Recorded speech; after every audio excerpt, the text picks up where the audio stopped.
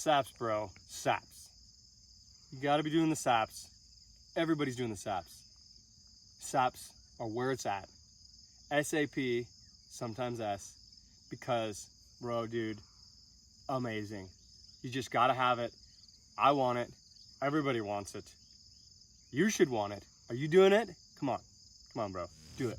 Let's do it.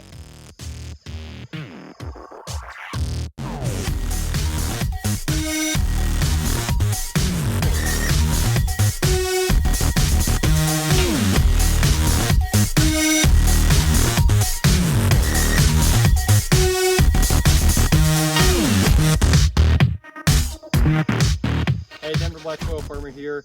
Today I want to talk to you guys about sap analysis. What is it roughly? Why do we use it? What does it offer us that other things don't offer us? And why can't we just analyze things from deficiency symptoms we're seeing from plants in the field? So I'm going to talk about a specific deficiency, well actually a host of deficiencies I'm seeing here, both in the crop and in the surrounding plants growing around it. I'm going to talk about excesses and why excesses are more of a problem than deficiencies, and try to dispel some of maybe the hype and the myth around it, but just get down to brass tacks about why I like using them and why I think more people should be using them. Come take a look, join me, stay tuned to learn more. Thanks. It's rainy season and the rains have really started coming, which is wonderful. I mean, the rain, there's nothing better than rain. We have irrigation here. I'm standing in a field of bananas where we're really working on building soil health, ramping up biology, and trying to grow these bananas in a more regenerative method, which encompasses many aspects, like mineral nutrition, but also the use of cover crops, different row spacings, roller crimping, etc. But today I'd like to talk to you about saps, sap sampling, plant cytosol, liquid extraction. We've used them a ton at Soilcraft. I would say it's our #1 quantitative tool for diagnosis. And it's a bit of a newer technology for most people. It's been around and been utilized for well over a decade now, but it's still emerging. And some people might ask, okay, but look, I can do tissue samples, I do soil samples, petioles, but what's the deal? Why saps, and why can't I just diagnose the field by visual symptoms?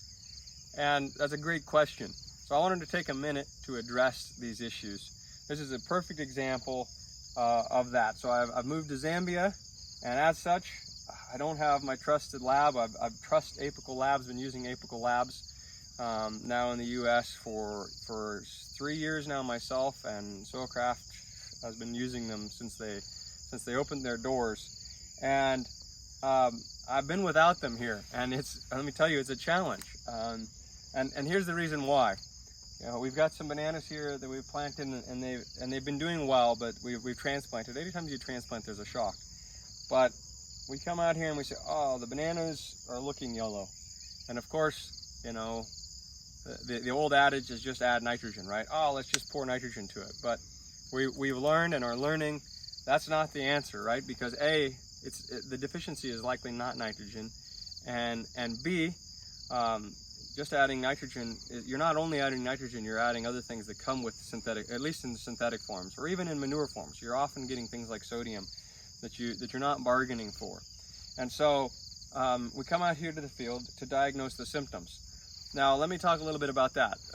A trick I use is, in any time it's possible, don't just look at the crop that you're diagnosing, but I want to look at the weeds or other plants in the area.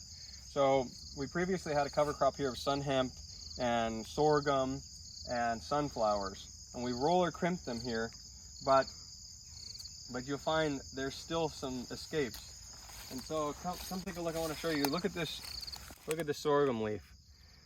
So the great thing about corn or maize or sorghum is that it often is very easy to diagnose deficiencies.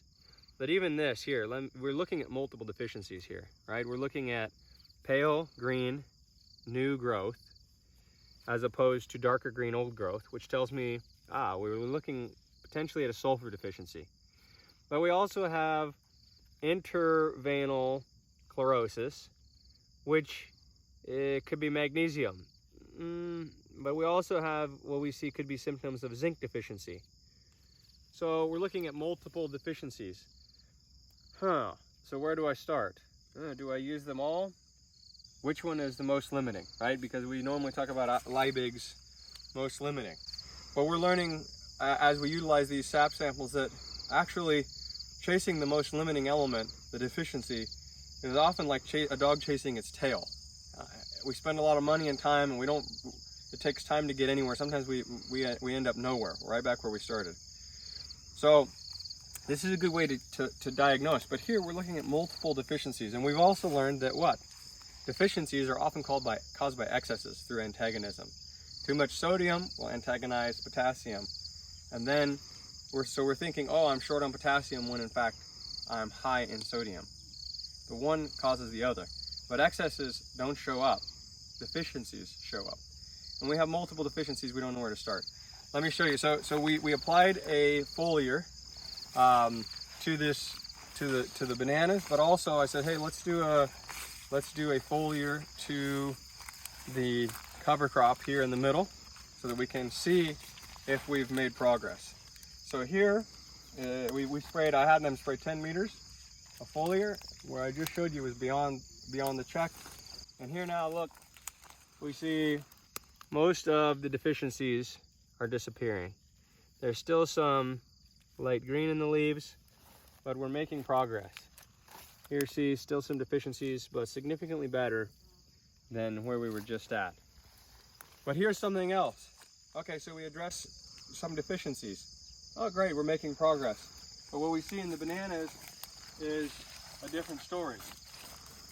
As we alleviate deficiencies, other deficiencies arrive. For instance, boron here, which is displayed by this pink on the underside of the leaf. So now we have boron. Now what this is telling me in general is, the soils are tight, which I know. They're low in oxygen exchange and low in carbon. So what's happening?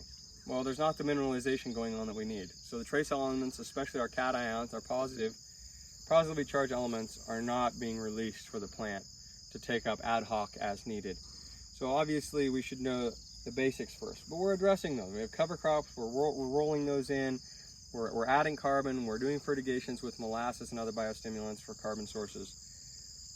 But let me get to my point. My point is, we can address deficiencies by looking in the field to address them as best we can, but that often ends up like feeling like we're peeling an onion. We can do it, but with sap analysis, we have the ability to look inside the plant and see which deficiencies are there, but even more importantly in our experience, to see what excesses there are. Because the problem is often one excess of sodium, Na+, a cation, if there's too much sodium, it will displace your manganese, your potassium, your zinc, your iron, right? And we're seeing all these. We're seeing iron deficiencies, we're seeing zinc deficiencies, we're seeing sulfur deficiencies, we're seeing boron deficiencies. Wait, those are negative.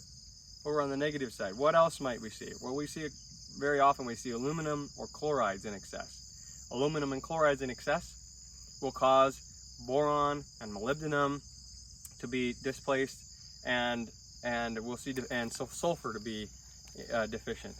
So having the ability to look inside the plant and ask the question, which deficiencies do we have, which are the greatest, but more specifically, what excesses do we have, and how do we reduce those through foliar antagonism, through opposite charge antagonism in the soil, through carbon, etc., to balance these out. And in my experience to date, there's no better way to do that than with than with sap analysis, because then we can take a new leaf, we can take an old leaf, we can do the extraction, and we can be precise, and we can save time. Because instead of making an application and then observing, making an application, we still need to do that after every application, observe. There's nothing better than being in the field, but we have the ability to fast track this. So what we're talking about when we're examining deficiencies in the field is qualitative, but the SAP analysis allows us to be quantitative.